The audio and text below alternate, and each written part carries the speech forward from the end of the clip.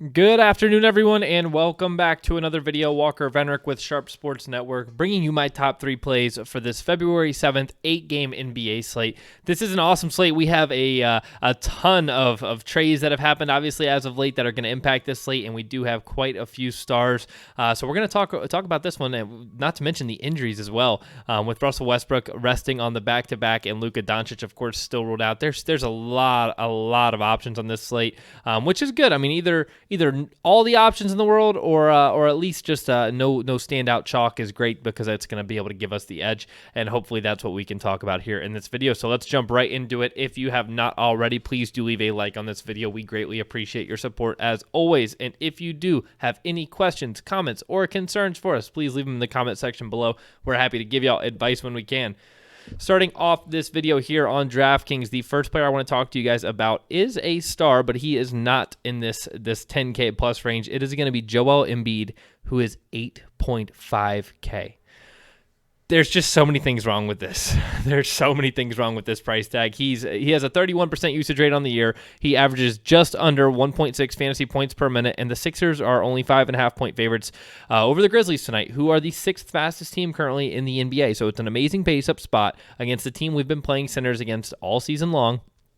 There's no reason not to like Joel Embiid tonight at 9.5K, and we're getting him at 8.5. It is a true misprice. I can't stand that he is this cheap. I wish he was a little bit more expensive. I expect him to be very popular, even on a slate with so much variance, just because this price is just so drastically low. We're literally being handed him Joel Embiid on a silver platter, but obviously he's a big guy, so it's a big silver platter. I just, unless you're looking for some really big GPP leverage, there's really no reason to even consider fading Joel Embiid at this price tag.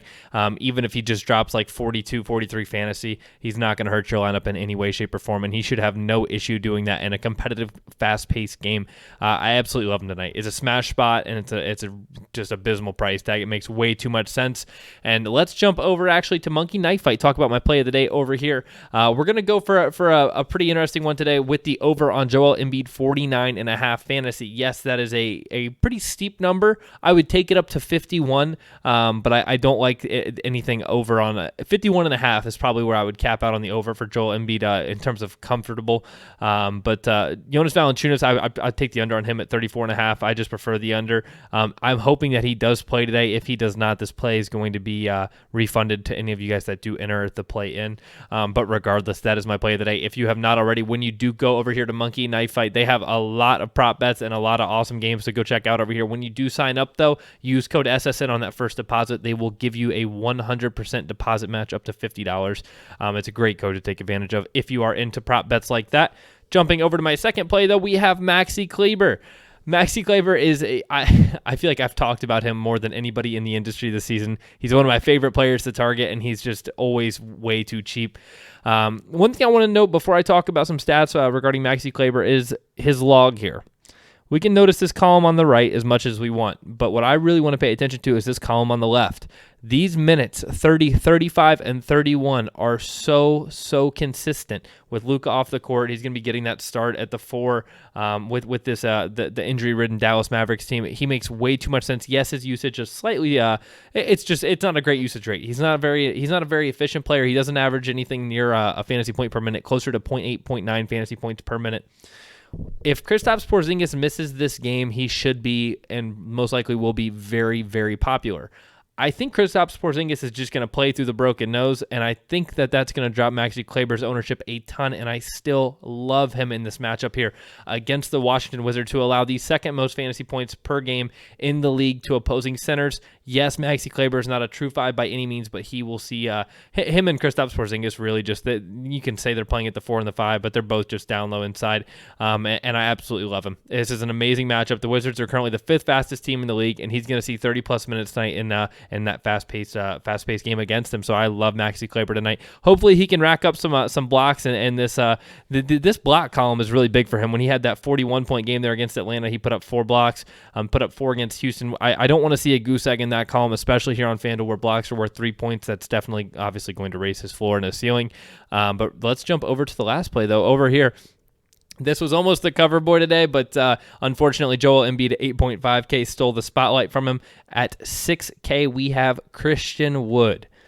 Now, this Andre Drummond trade, I don't know about y'all, but Andre Drummond getting traded to the Cavaliers for a bag of chips and a used scratch-off that was a loser, seriously, it really shook the world, I felt like, because Andre Drummond, he's truly a superstar. He's an amazing center, one of the best in the league currently. That was out of nowhere. I feel like he was just as surprised as we were, and it's really shaken up the DFS industry because now it just feels like it's Christian Wood season all year round.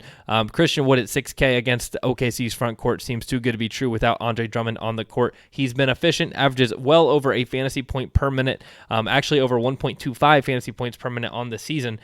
He is going to be playing these low 30s, hopefully mid 30s in minutes moving forward, and he is an absolutely amazing basketball player. He's very, very efficient when he's on the court, like I said, and that's something that we're looking for when we're playing a guy, or whenever we have a guy at 6K that's playing low 30s in minutes, that's going to be averaging well over a fantasy point per minute. Is just really, really solid. And like I said, this Thunder front court with Steven Adams and they're too thin.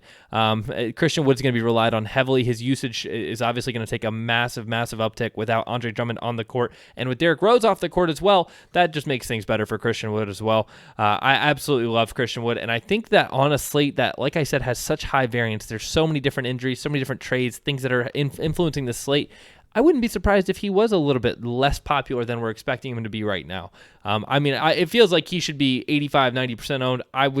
I think he's going to fall closer to like 60 or 70 just because there is so much variance on this slate, like I've said multiple times in this video. But I hope you did enjoy this video. Thank you guys for taking the time out of your day to watch it. I will be live on Twitch as always later, right around 4:30, 5 o'clock Eastern. Make sure you come out to the live stream, get your questions answered there.